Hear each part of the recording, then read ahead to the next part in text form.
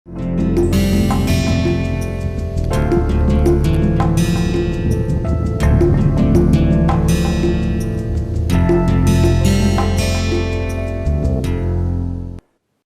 पिछले वीडियो में उपयोगिता अधिकतमीकरण या यूटिलिटी मैक्सिमाइजेशन के बारे में पढ़ रहे थे। हमने देखा कि हम एक यूटिलिटी फंक्शन लेते हैं, हम उसको मैक्सिमाइज करने का प्रयास करते हैं। हमारे पास कंस्ट्रेंट होता है, जो कि कंस्ट्रेंट जो है वस्तुओं के मूल्य और हमारी इनकम से आता है।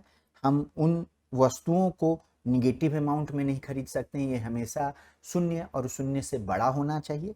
और इसको जब हम सॉल्व करते हैं तो हमें पहली वस्तु, अगर दो वस्तु है तो दोनों वस्तुओं की, और अगर n गुड्स हैं तो n गुड्स की मात्रा हम कितनी बाजार में खरीदेंगे, ये एक फंक्शन के द्वारा हमें पता चलता है। ये जो फंक्शन है P1 जो कि उस वस्तु का मूल्य है, P2 जो कि अन्य वस्तु का मूल्य है, और I इनकम पे डिपेंड करता है। तो इसके बारे में हम स्टडी कर रहे थे। आइए अब हम इन्हीं चीज़ों को एक दूसरे एंगल से देखते हैं कि P1 के बदलने से क्या होता है। P1 के आप मान पहले भी हम देख चुके हैं कि अगर हम P2 को अगर हम P2 नॉट ले लें, I को I नॉट ले लें, मतलब इसको हम बदलने नहीं दे रहे हैं, ये हम फिक्स रख रहे हैं। शुरू में ही हमने बात किया था सेटेरिस पारिबस, कीपिंग एवरीथिंग एल्स फिक्स्ड, अन्य चीज़ों को हमें बदलने नहीं देना है। तो अगर x1 स्टार जो है वो P1 से कैसे बदलेगा, ये तो हम पहले भी देख चुके हैं। एक हमें डिमांड कर्व मिल जाता है ना। यहाँ पे P1 हो गया, यहाँ पे x1 स्टार हो गया, ये हम पहले वीडियो में भी देख चुके हैं। बट इस चीज को भी हम एक दूसरे एंगल से देखने का प्रयास करेंगे और हम देखेंगे कि I के बदलने से x1 स्टार कैसे बदल रहा होता है। तो सबसे पहले आइए I या इनकम में चेंजेस की वजह से कैसे चेंजेस हो रहे होते हैं इसको देखें। तो ये तो बड़ा ही यहाँ पे सिंपल है कि x1 स्टार जो है वो P1 P2 I का फंक्शन है। इस बार हम क्या करेंगे कि P1 को फिक्स कर देंगे। P1 जो है हम ले लेंगे P1 नॉट, है ना। कहने का मतलब कि P1 को हमें बदलना नहीं है। इस डिस्कशन में जो अभी कर रहे हैं I के सापेक्ष में, उसमें P1 को P1 नॉट के बराबर हम हमेशा रखेंगे और P2 जो है उसको हम P2 नॉट रखेंगे। तो हमारा जो ये इक्वेशन हो गया वो हो गया x1 star as a function of P1 naught, P2 naught and I। ये तो फिक्स है तो इसके साथ बदल नहीं रहा है। I बदलेगा तो x1 स्टार बदलेगा। तो ये हमें एक इक्वेशन मिल जाता है, वो बताता है कि x1 I के अनुसार कैसे बदलेगा। पहले भी हम डिस्कस कर चुके हैं कि दो तरह की वस्तुएं होती हैं। एक वस्तु ऐसी होती है जो कि I बढ़ता है तो उसका क्वांटिटी डिमांडेड जो है x1 स्टार वो भी बढ़ता है। इसको हम लोग नॉर्मल हिंदी में कहते हैं सामान्य वस्तु और इंग्लिश में कहते हैं नॉर्मल गुड। दूसरा ये होता है कि I बढ़ता है तो x1 स्टार जो घटता है इसको इंग्लिश में हम लोग इंफीरियर या निम्न कोटि या घटिया वस्तु कह सकते हैं, है ना। ये नाम है, ऐसे ये नहीं है कि वो वस्तु घटिया है हम उसका कंजम्पशन नहीं करते हैं, उसका भी कंजम्पशन करते हैं। कहने का सिर्फ मतलब ये है कि जैसे आय बढ़ रहा है, इनकम बढ़ रहा है, आपकी आय बढ़ रही है, उस वस्तु का आप कंजम्पशन कम से कम करते हैं। आइए इन चीजों को थोड़ा ग्राफिकली भी देखते हैं और समझते हैं। तो आपका जो है पहले आप अनधिमान वक्र एक बनाएं या अनधिमान मानचित्र बना लें, इंडिफरेंस मैप बना लें। मान लीजिए आपका इंडिफरेंस मैप ऐसा कुछ आता है, ये आपका अनधिमान वक्र हो गया। यहाँ पे गुड 1 एक्स एक्सिस पे बता रहे हैं, गुड 2 आपको वाई एक्सिस पे बता रहे हैं। मान लीजिए इसका लेवल है 5, इसका है 10, इसका है 15। और मान लीजिए एक आप बजट सेट ले लेते हैं, वो बजट सेट कुछ ऐसा है और यहाँ पे आपका ऑप्टिमाइजेशन हो रहा है। तो ये बजट सेट जो है ये एरिया आपको है ना। और बजट सेट का जो बाउंड्री है वो बजट लाइन से मिलता है, वो है P1 x1 P2 x2 is equal to आई। ये वाला लाल वाला जो लाइन है उसका ये इक्वेशन है। रेखा हम लोगों ने पहले ग्राफ करके वीडियो का किया था, उसको भी आप एक बार रिवाइज कर सकते हैं अगर इसको समझने में दिक्कत आ रही है तो। ठीक है, अब हम अगर हमारा इनकम बढ़ जाता है, पहले भी हमने बजट सेट में देखा था, जब इनकम बढ़ता है तो क्या होगा, बजट सेट जो है वो बाहर की तरफ बढ़ जाएगा, ये बजट लाइन है वो बाहर की तरफ शिफ्ट हो जाएगा, कुछ हमारा ऐसा होगा। स्लोप यही रहेगा, लाल वाला कर्व और ब्लू वाले कर्व का स्लोप सेम ही रहेगा, क्योंकि स्लोप यहां जो है वो -p1/p2 है। आई के बदलने से स्लोप नहीं बदल रहा है, तो ये बाहर की तरफ ये लाइन शिफ्ट हो जा रहा है और ऑप्टिमल पॉइंट भी ऐसे शिफ्ट हो जा रहा है। उसी तरह फिर बढ़े, कोई जरूरी नहीं है कि बढ़ने के बाद वहीं आए, बढ़ने के बाद हो सकता है इस बार ग्रीन कलर से ले लें, ऐसा रेखा आपको ऐसा बजट लाइन मिल जाए। तो हमें पता है हम कुछ ही अनधिमान वक्र को दिखाते हैं एक डायग्राम में, एक ग्राफ में, क्यों, क्योंकि वो बड़ा ही क्लटर्ड हो जाएगा, गंदा दिखेगा सब दिखाने लगे तो हर पॉइंट से, हर बिंदु से एक अनधिमान वक्र जरूर गुजर रहा होगा, क्योंकि कंटिन्यूटी सततता वाला एजम्पशन हम माने हैं कि एक अगर बंडल है आपको जो उपयोगिता दे रहा है, उसके आसपास का एक जरूर ऐसा बंडल होगा जो आपको ऐसा ही उपयोगिता दे रहा होगा। और मोनोटोनिसिटी से हमने, एक दिष्टता से हमने देखा है कि अनधिमान वक्र जो है सो डाउनवर्ड स्लोपिंग होगा, तो हमें यहाँ भी एक अनधिमान वक्र मिल जाएगा। तो उसको अगर हम ड्रॉ कर ले तो हमारा कुछ यहाँ पे ऑप्टिमल बंडल मिल रहा है, तो हमें कुछ हो सकता है कि ऑप्टिमल बंडल जो है इस तरह का हमें मिले, ऐसे ऐसे कुछ जाके मिले। ये जो वक्र होगा जो कि सारे ऑप्टिमल पॉइंट्स से गुजर रहा होगा, ये ऑप्टिमल पॉइंट्स हमें कैसे मिल रहा है, लोग की पसंद नहीं बदल रही है, और लोग की पसंद नहीं बदल रही है तो अनधिमान मानचित्र नहीं बदल रहा है, वस्तुओं के मूल्य नहीं बदल रहे हैं, इसलिए स्लोप जो है किसी भी बजट लाइन का नहीं बदल रहा है। क्या बदल रहा है, तो इनकम, इनकम के बदलने से जो बजट लाइन है वो बाहर की तरफ बढ़ने से, इनकम के बढ़ने से बाहर की तरफ शिफ्ट होता जा रहा है, और इसी बदलाव से हमें नए नए ऑप्टिमाइजेशन बंडल मिल रहे हैं। तो ऐसा वक्र जो इन सारे ऑप्टिमाइजेशन बंडल से गुजर रहा हो, और ग्राफ ध्यान रखने योग्य बात है कि हम ऐसे अक्ष पे बना रहे हैं जहां क्षैतिज अक्ष पे वस्तु 1 है और ऊर्ध्वाधर अक्ष पे वस्तु 2 है। तो ऐसे में जो हमें कर्व मिलता है उसको या तो हम इनकम एक्सपेंशन पाथ कहते हैं, income expansion path, income expansion path को हिंदी में हम आय विस्तार पथ भी कह सकते हैं, पथ, है ना। सो ये जो है, ये जो कर्व मिल गया उसे हम आय विस्तार पथ कह सकते हैं। इसको हम इनकम कंजम्पशन कर्व भी कहते हैं, इनकम कंजम्पशन कर्व, है ना। इसको आय उपभोग वक्र कह सकते हैं, इसको भी वक्र कह सकते हैं, इसको भी पथ कह सकते हैं, दोनों में कोई अंतर नहीं, बट ये सब नाम है।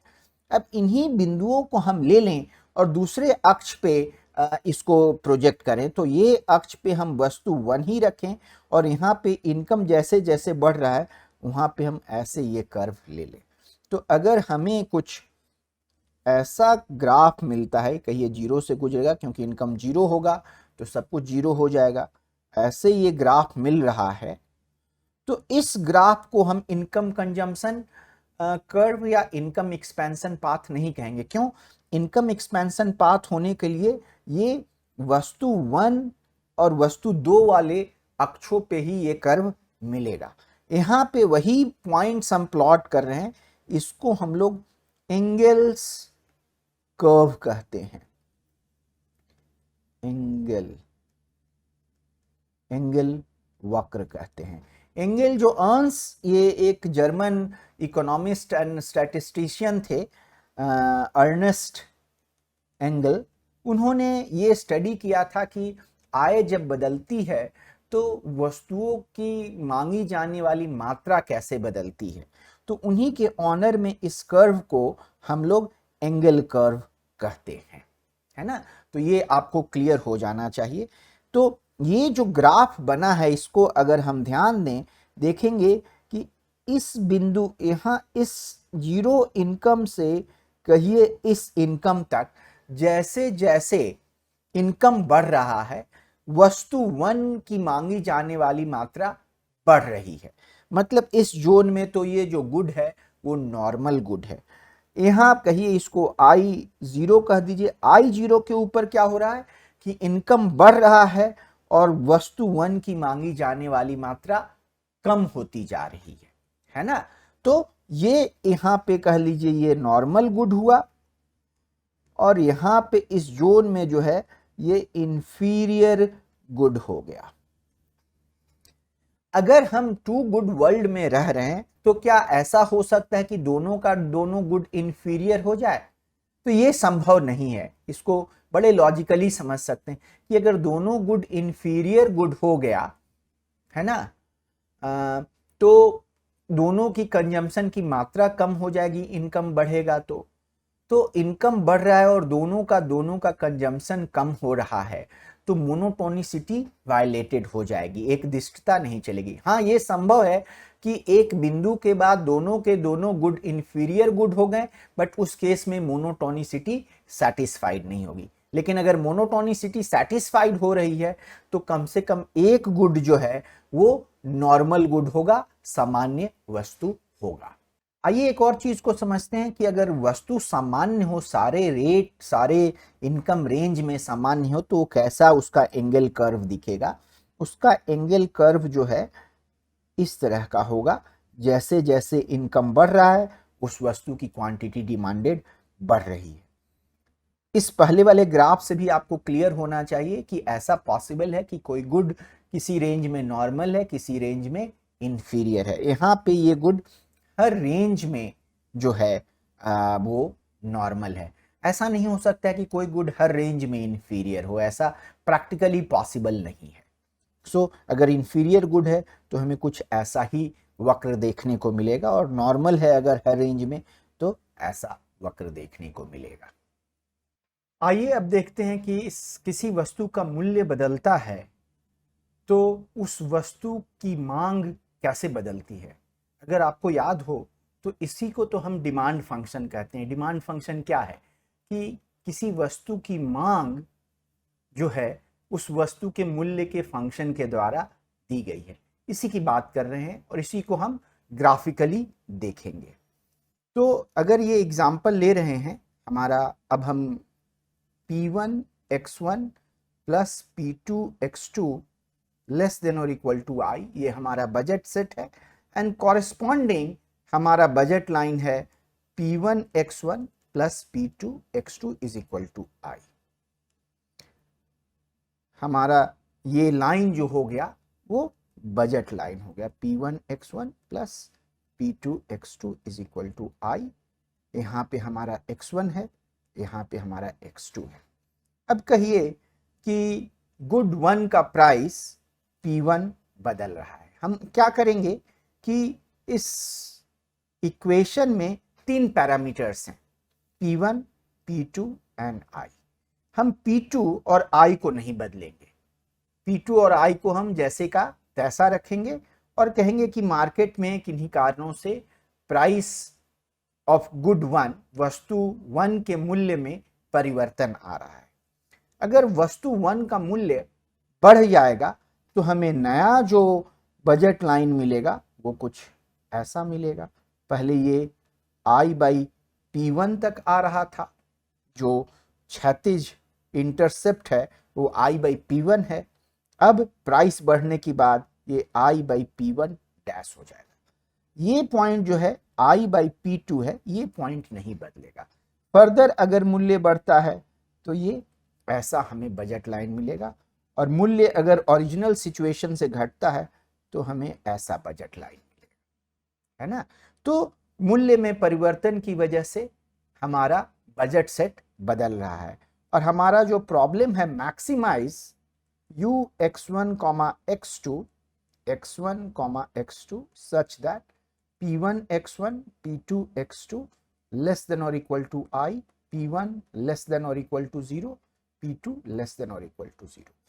तो जब अगर ये इक्वेशन इस बजट सेट में बदलाव आ रहा है, तो जो हम x1 x2 का चुनाव करते हैं इस उपयोगिता के अधिकतमीकरण के लिए, वो चुनाव बदल सकता है, हमें ये नया बंडल मिल सकता है। तो कहिए कि ओरिजिनली हमारा जो है ना ऐसा इस बिंदु पे मैक्सिमाइजेशन हो रहा है, कहिए यहाँ हमें इस बिंदु पे मैक्सिमाइजेशन हो रहा है, कहिए हमारा इस बिंदु पे मैक्सिमाइजेशन हो रहा है, और यहाँ कहिए हमारा कुछ इस बिंदु पे मैक्सिमाइजेशन हो रहा है, ऐसे मिल रहा है, और यहाँ पे ऑप्टिमाइजेशन हो रहा है। तो ये जो कर्व होगा, ऐसे जो कर्व जा रहा है, ये कर्व क्या है? ये कर्व उन सारे बंडलों से गुजर रहा है जो कि ऑप्टिमल बंडल हैं। और ये ऑप्टिमल बंडल बदल क्यों रहे हैं?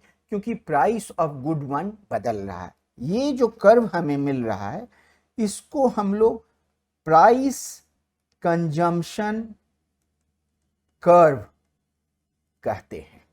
हिंदी में इसको कहेंगे मूल्य उपभोग वक्र, है ना। ये हो गया आपका मूल्य उपभोग वक्र। इसको हम लोग प्राइस एक्सपेंशन पाथ भी कह सकते हैं, मूल्य विस्तार पथ। पहले हमें मिला था आय विस्तार पथ। आय विस्तार पथ हमें क्यों मिला था? क्योंकि हम आय बदल रहे थे, और आय बदलने की वजह से हमारा ऑप्टिमल बंडल, संतुलन वाला बंडल बदल रहा था, और हम ड्रॉ कर रहे थे ऐसा वक्र जो कि सारे उस ऑप्टिमल बंडल से गुजरे। तो चूंकि वहां आय बदलने से हो रहा था, तो उसको आय उपभोग वक्र या आय विस्तार पथ कह रहे थे। यहाँ नए कंजम्पशन बंडल मिल रहे हैं, नए ऑप्टिमल कंजम्पशन बंडल मिल रहे हैं, क्योंकि गुड वन का प्राइस बदल रहा है। तो इसको यहाँ पे मूल्य उपभोग वक्र या मूल्य विस्तार पथ कहेंगे, है ना। इसी को ध्यान देने योग्य बात है कि ये जो कर्व है, ये कर्व कहां किस एक्सिस पे ट्रेस हो रहा है। तो किस अक्ष पे ट्रेस या अनुरेखन हो रहा है, ये हमेशा ध्यान देने योग्य की बात है। ये x1 x2 अक्ष पे ही इसका अनुरेखन हो रहा है। अगर इन्हीं ऑप्टिमल बंडल्स, कैसे हम इन्हीं ऑप्टिमल बंडल्स को देखेंगे, यहाँ पे इस बजट लाइन की वजह से कुछ तो प्राइस P1 होगा, तो यहाँ से हमें वो P1 x1 कॉम्बिनेशन मिल जाता है। इस बिंदु से हमें फिर P2, यहाँ ये जो नया बजट लाइन है, इसकी वजह से नया P2 मिलता है, और नया हम P2 P1 x1 की जगह x1 P1 कहें तो ज़्यादा अच्छा होगा। उसी तरह से यहाँ पे सेकेंड वाले से ये फर्स्ट हो गया, ये सेकेंड हो गया, नया x2 P2 का कॉम्बिनेशन मिलता है। यहाँ से तीसरा x1 तो सीधे अगर हम यहाँ से नीचे पढ़ सकते हैं, क्षैतिज अक्ष पे हमें नया x1 मिल जाएगा। इसको 1 2 कहें, 1 2 कहें, इसको 1 1 कहें, क्योंकि है तो सब वस्तु 1 का ही मात्रा, और P1 जो है सो मूल्य है, ये बदल रहा है, इसीलिए इसको पहला पॉइंट कह रहे हैं, इसको दूसरा पॉइंट कह रहे हैं। यह है x1 3 P1 3, इसी तरह से मिलेगा। जब इसको हम, इन बिंदुओं को हम x1 P1 एक्सिस पे ड्रॉ करेंगे, है ना, तो हमें जो कर्व मिलेगा उसको हम डिमांड कर्व कहते हैं या मांग वक्र कहते हैं। चूंकि जिस तरीके से निकाला गया है, इस वजह से इसको हम लोग मार्शलियन डिमांड वक्र, डिमांड कर्व या डिमांड वक्र कहेंगे, है ना। सो ध्यान देने योग्य बात है कि ए 1-to-1 कॉरेस्पॉन्डेंस है मार्शलियन डिमांड वक्र में एंड प्राइस कंजम्पशन कर्व में। सेम बिंदुओं को हम प्लॉट कर रहे हैं। प्राइस कंजम्पशन कर्व जो है हम लोग x1 x2 एक्सिस पे कर रहे हैं, एंड मार्शलियन डिमांड कर्व वही पॉइंट्स जब हम x1 P1 एक्सिस पे कर रहे होते हैं तो हमें मार्शलियन डिमांड कर्व मिल जाता है। यहाँ पहले हमने आय के केस में देखा दो तरह के गुड, नॉर्मल गुड और इंफीरियर गुड, है ना। नॉर्मल गुड जो है सो आय बढ़ने से उसका, उस वस्तु का कंजम्पशन बढ़ता है, और इंफीरियर गुड आय बढ़ने से उस वस्तु का कंजम्पशन कम हो जाता है।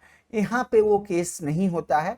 थ्योरेटिकली पॉसिबल है कि डिमांड जो है डाउनवर्ड स्लोपिंग की बजाय अपवर्ड स्लोपिंग हो जाए, बट ये थ्योरेटिकली ही पॉसिबल है, इन प्रैक्टिस नहीं होता है। इसके बारे में हम आगे भी बात करेंगे। बट ये रहा discussion on income expansion path as well as price consumption curve. ठीक है, आगे मिलेंगे, आगे हम लोग प्राइस इफेक्ट के बारे में पढ़ेंगे।